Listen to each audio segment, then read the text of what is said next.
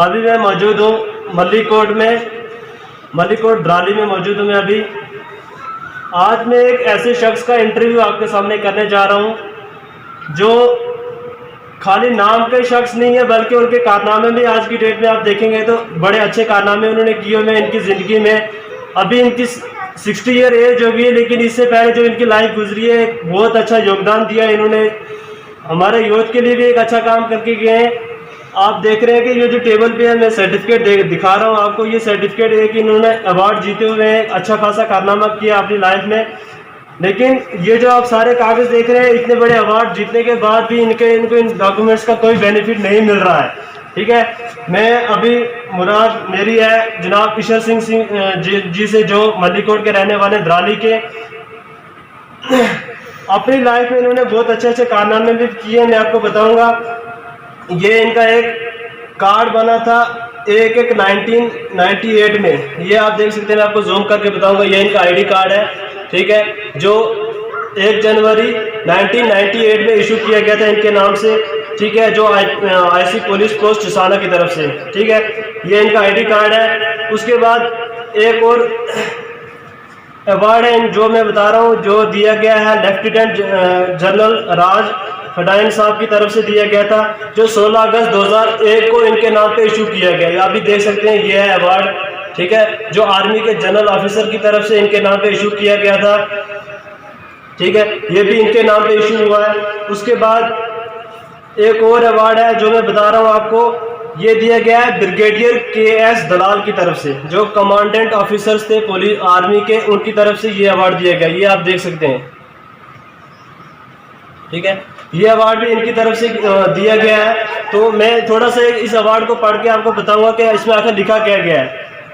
Please accept heartiest felicitations on my behalf as also on behalf of all ranks of the regimental center on the award of COAS commendation card on the Independence Day 2001। यानी आज़ादी के दिन पे 2001 की पे जो आज़ादी का दिन मनाया गया था, इंडिपेंडेंस दिन, उस डेट पे इनको एक अवार्ड दिया गया है जिसमें ये इशू किया गया है, it has been due to your own efforts. यानी इसमें ये लिखा गया है कि ये आपको जो आपके अच्छे कारनामे किए गए उनकी तरफ से आपको ये अवार्ड दिया जाता है। एंड डेडिकेशन, जो आपकी उत्साह से जो आपने देश के लिए अच्छे काम किए उसके बदौलत आपको दिया जाता है। I wish you all the best and success करो, well done, keep it up. ये किसकी तरफ से दिया गया है? Brigadier KS Dalal, commandant officer थे जो the Rajputana rifles regimental centre Delhi cantonment, उनकी तरफ से ये इनको ऑफर लेटर दिया जाता है। उसके बाद एक और सर्टिफिकेट मेरे पास है जो मैं आपको बताना चाहूँगा। ये दिया गया है 12th battalion of Rajputana rifles, उनकी तरफ से दिया गया है। ठीक है, ये भी इनके नाम पे इशू हुआ है, ये देख सकते हैं आप, हिंदी में ये अवार्ड है, ये इनके नाम पे इशू हुआ है। ये भी 2001 में इशू हुआ है इनके नाम पे। उसके बाद एक और अवार्ड है मेरे पास जो दिया गया है ब्रिगेडियर सुरजीत सिंह की तरफ से बाय GOC, ठीक है, हेडक्वार्टर्स 36 इन्फेंट्री डिवीज़न, उनकी तरफ से इनके नाम पे इशू होता है 12 अक्टूबर 2001 को। ठीक है, इसमें लिखा गया है dear Shri Ishar Singh, please accept my heartiest congratulation on having been conferred the gallantry award of COAS commendation award. ठीक है, इसमें इनको गैलेंट्री अवार्ड के बारे में बताया जा रहा है। Well done, keep it up, उसमें भी इनकी उत्साह की गई है, हौसला अफजाई की गई कि वो आप बहुत अच्छा कर रहे हो और इसके आगे भी अच्छा आप करते जाइए। The regiment is really proud of you, के रेजिमेंट को आप पे बहुत फख्र है। ठीक है, ये भी उनको तरफ से दिया गया है इनको। उसके बाद सबसे बड़ा अवार्ड, मैं कहता हूँ सबसे बड़ा अवार्ड जो सेना की तरफ से इनको मिला है, हिंदुस्तान की सेना के द्वारा ये अवार्ड इनको मिला है।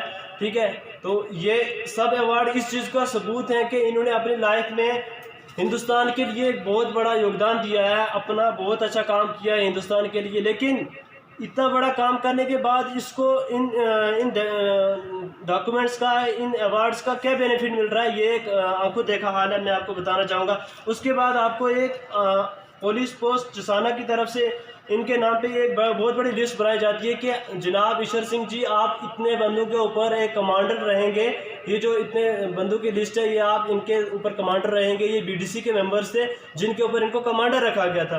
तो ये भी आप देख सकते हैं, ये भी इस पे डेट डाली है 20/4/2004, तब की डेट पड़ी है इस पे, ठीक है। उसके बाद एक बहुत बड़ा काम किया है, मैं आपको बताऊंगा कि ये सारे सर्टिफिकेट इनको क्यों मिले हैं। सर्टिफिकेट इस नाम पे मिले हैं कि इन्होंने 2000 को एक इनकाउंटर किया था जिसमें 2 मिलिटेंट्स को इन्होंने नस्तो नाबूद किया था, जो कि हिंदुस्तान को तबाह करना चाह रहे थे और हिंदुस्तान के लोकल विलेजेस पे जाके अटैक करना चाह रहे थे, जहाँ पे कोई आर्मी नहीं हुआ करती थी, लोकल पब्लिक रहा करती थी। लेकिन आर्मी के ना होते हुए लोकल पब्लिक के इन्होंने voluntarily as a BDC member होने के बावजूद इन्होंने जाके वहाँ पे उस इनकाउंटर को सरे अंजाम दिया और जो 2 मिलिटेंट्स थे उनको इन्होंने उस समय मार के ढेर किया, जब कोई आर्मी का नाम और निशान लोकल गांव में नहीं हुआ करता था। ये वो लोकल एरिया है जो बिल्कुल पीसफुली था। लेकिन उस ज़माने की मैं बात करूं, 1982 की बात करूं, उस ज़माने की बात में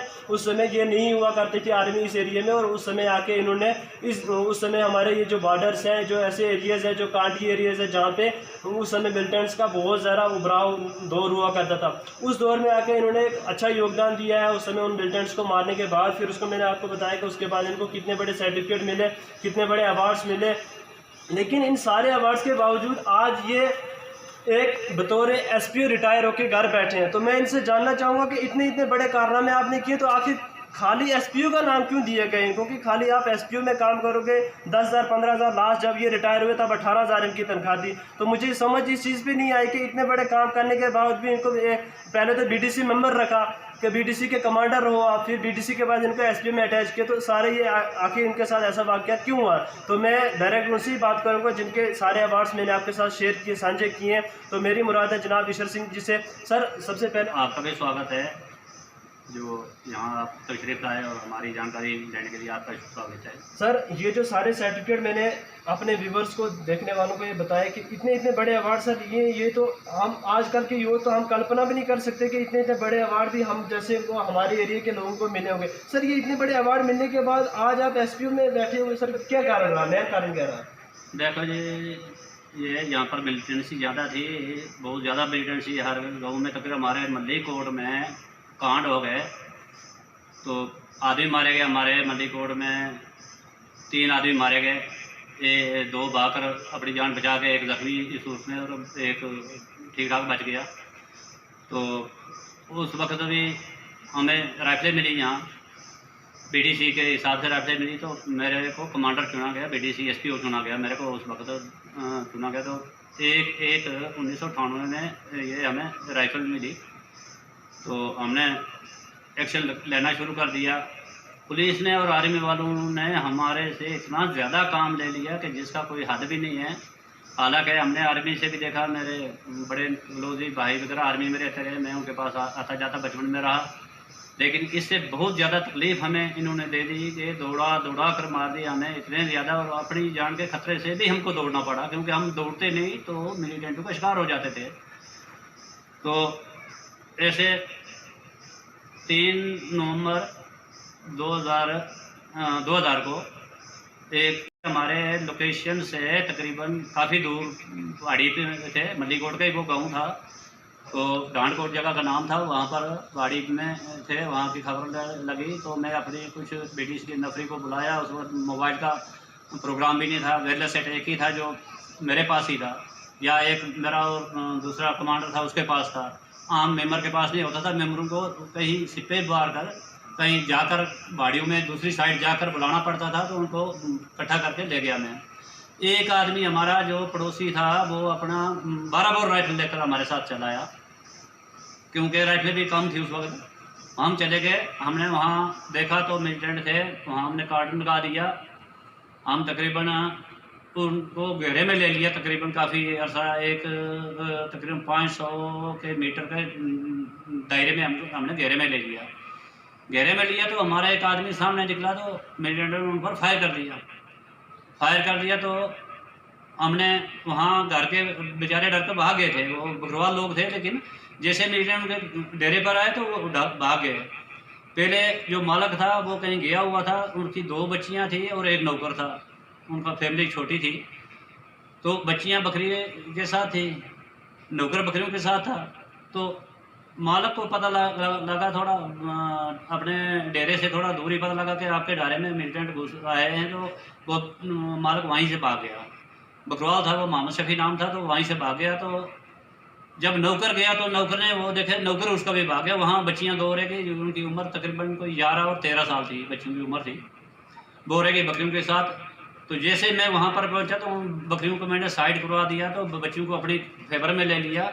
वहाँ पर मैंने एसपीओ सुरभि सिंह को बिठा दिया, एक बैरल सेट लेकर बच्चे उसके कस्टडी में रख दी, जहाँ सेफ वहाँ फायर नहीं पहुँच सकता था, वहाँ बच्चों को बिठा दिया। तो मैंने कार्डन लगाकर नफरी को गाइड कर दिया कि यहाँ क्योंकि सिविल नफरी थी, आर्मी की वाकफी नहीं थी, मुझे थोड़ी सी वाकफी थी, क्योंकि मैं आर्मी में आना जाना मेरा रहता था, तो मुझे तकरीबन पढ़ने से भी पता चलता था और बीच में एक्शन भी किया था।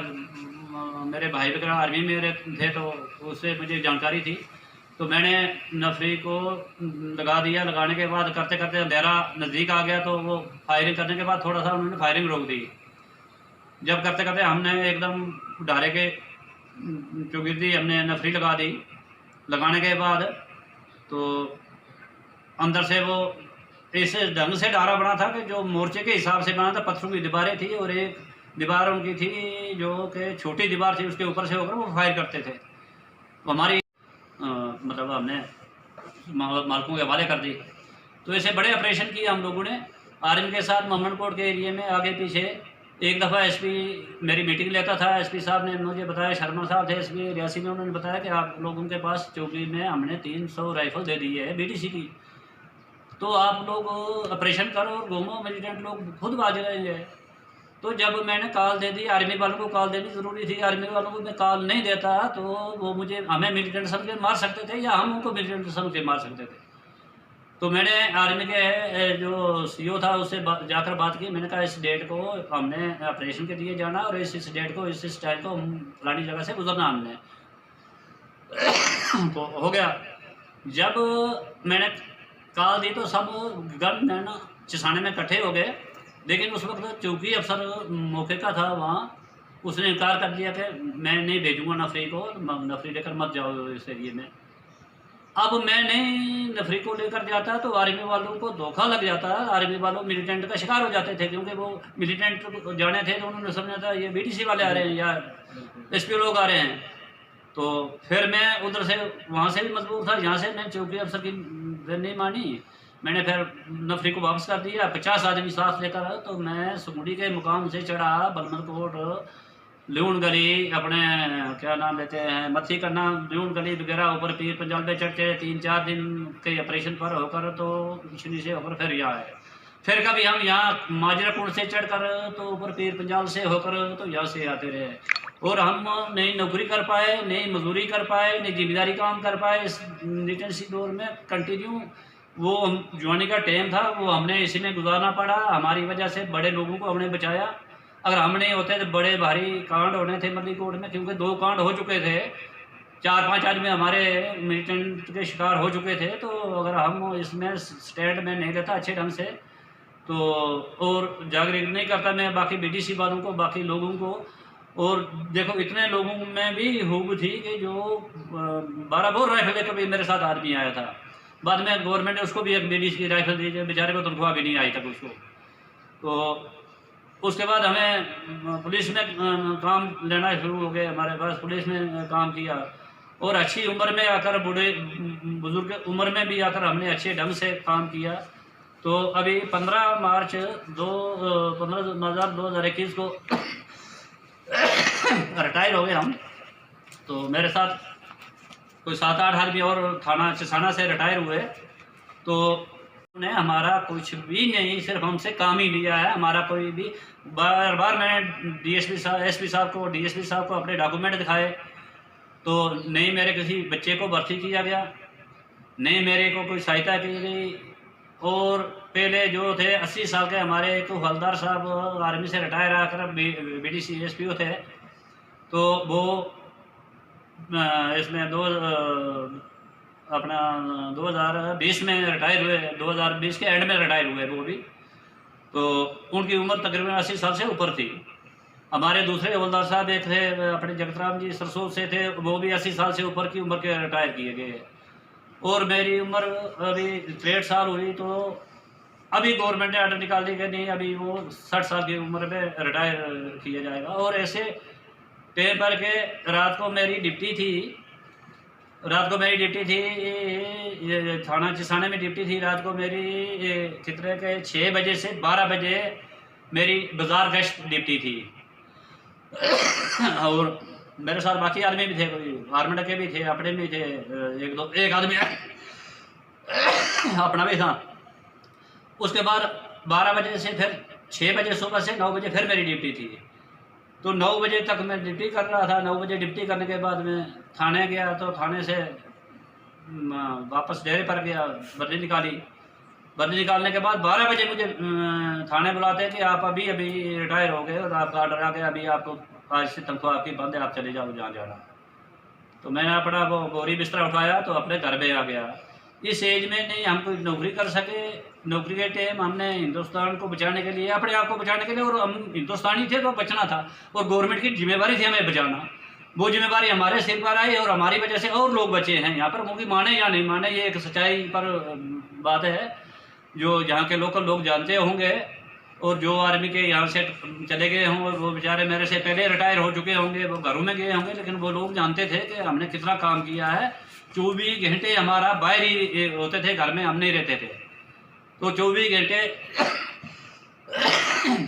सर, जैसे आपके बयानों से ये मालूम हो रहा है कि जब आपने ये इनकाउंटर किया उस समय, सर जहाँ तक आपके एजुकेशन की बात की जाए सर, उस समय 92 की बात मैं कर रहा हूँ, आपके 1982 में 10th पास थी, तो उसके बावजूद भी इतने बड़े बड़े काम भी किए, फिर आपको परमानेंट नौकरी क्यों नहीं मिली सर? चाहे वो महकमा पुलिस हो या डिफेंस की बात करें, अगर हम सेंटर की नौकरी की बात करें तो बेल्ट फोर्स में आपको एक अच्छी नौकरी क्यों नहीं मिली? क्या आप ये अवार्ड्स लेके या अपने इतने अच्छे अच्छे काम किए देश के लिए, इन सबको जब आपने किसी करके पेश किया सर, उनका क्या रवैया रहा, क्या उनका रिस्पॉन्स रहा जब आपने ये सब बताया? नहीं, कोई हमें कुछ नहीं। हमारा 100 रुपये हर महीने का बतौर SPO काटा जाता है, और मुझे रिटायर हुए अभी 3-4 महीने को 300-400 रुपये और मेरा चल रहा है। इसको 300-400 रुपये हर महीने 100 काटा जाता है, लेकिन उधर से कुछ भी नहीं मिला। नहीं कभी कोई डॉक्यूमेंट मांगा किसी ने, नहीं कोई अकाउंट मांगा, नहीं हमें वहाँ से कोई लेटर आया, नहीं कुछ मिला और नहीं कुछ दे रहे हैं हमें। ये आप इनकी खुद की ज़बानी सुन रहे थे कि 2001 से लेके 2000 से लेके आज तक 20-22 साल 23 साल इन्होंने सर्विस किया, और 23 साल सर्विस करने के बाद आज ये बतौर SPO रिटायर होकर घर बैठे हैं। एक दुख की बात ये है कि इतने इतने बड़े गैलेंट्री अवार्ड्स भी इन तक पहुंचे, दिल्ली से पहुंचे, बड़ी बड़ी इन्फेंट्री बटालियन से पहुंचे इनके पास, लेकिन उन सर्टिफिकेट्स का आज मैं बोलता हूँ बिल्कुल कोई असर नहीं है, कोई फ़ायदा नहीं है। वो बिल्कुल एक अप्रिसिएशन था, इनको हौसला अफजाई करनी थी और इनसे काम लेना था, तो वो बिल्कुल इनसे ले लिया। आज ये 60-62 साल की एज में अभी रिटायर होकर घर बैठे हैं, लेकिन दुख ये इस बात का दुख है कि इतने बड़े अवार्ड लेने के बाद भी इनको गवर्नमेंट की तरफ से एक परमानेंट नौकरी नहीं मिली एक नाम के लिए, इनको मुंह बंद करने के लिए कि भाई हमने आपको नौकरी दे दी है। तो वो एक बिल्कुल था, एक हाथी के आगे केला रख देना, वो एक उस चीज़ की मिसाल थी। इतना बड़ा काम किया, लेकिन उसकी अगर आप देखो कि सराहना नहीं की गई है। तो इनको मैं बोलता हूँ, जब इनका 1982 में 10th पास थी, तो उस समय हमारे में 5th पास कोई नहीं मिलता था, लेकिन उस समय एक अच्छी खासी नौकरी मिल सकती थी। आज ये बतौर SPO नहीं बल्कि मैं बोलता हूँ ब्रिगेडियर, एक अच्छे कैप्टन रिटायर हुए होते, तो तब मुझे अच्छा गर्व होता, देश को भी गर्व होता कि उस समय इन्होंने देश के लिए कुछ अच्छा काम किया, लेकिन उसका अवार्ड भी मिला। लेकिन आप खुद देख सकते हैं इतने इतने बड़े अवार्ड लिए हैं। और मैं कह रहा हूँ 1982 में उस समय 10th पास थे, बाद में 12th पास भी इनकी 90s में होगी, लेकिन क्या दुख की बात यह है कि उस समय इन्हें कोई गवर्नमेंट की तरफ से परमानेंट जॉब नहीं मिली। बतौर SPO रखा, वो भी बाद में पहले BDC कमांडर रखा, 1500 की तनख्वाह में, फिर 3000 हुई, 3000 से 10,000 हुई, उसके बाद 18,000 पे लास्ट आ गई, आज रिटायर हुए। तो मैं कहता हूँ आज की डेट में कोई बहुत बड़ी तनख्वाह नहीं है, कोई बहुत बड़ी पोस्ट नहीं थी जो इनको जिसके लिए आज ये लड़ रहे हैं। तो आज भी इनका ये कहना है कि हमें बिना इंटीमेशन किया गया। इनके साथ के जो बाकी वाले मुलाजिम थे, कोई 60 में जाकर रिटायर हो रहा है, कोई 64 में जाकर रिटायर हो रहा है, लेकिन जब इनकी टर्म आई तो इनको 60 ईयर का एक एज क्राइटेरिया दे के उस एज क्राइटेरिया में इनको रिटायर कर दिया गया। तो बिल्कुल रिटायरमेंट के बाद पेंशन अलाउंस कुछ नहीं है। अभी भी इनका केस लड़ रहे हैं अपने सेवा सिंह बाली जी, इनके लिए आज भी उनकी जो है जंग जारी है कि SPOs को, जितने भी SPOs हैं वो डेली वेजर्स हैं, उनको परमानेंट किया जाए या उनकी पेंशन अलाउंस दी जाए। लेकिन वो अभी ग्राउंड जीरो पे मैं आपको बता रहा हूँ, ये इतने इतने बड़े अवार्ड्स लेने के बाद भी अभी उनका कोई असर नहीं हो रहा है।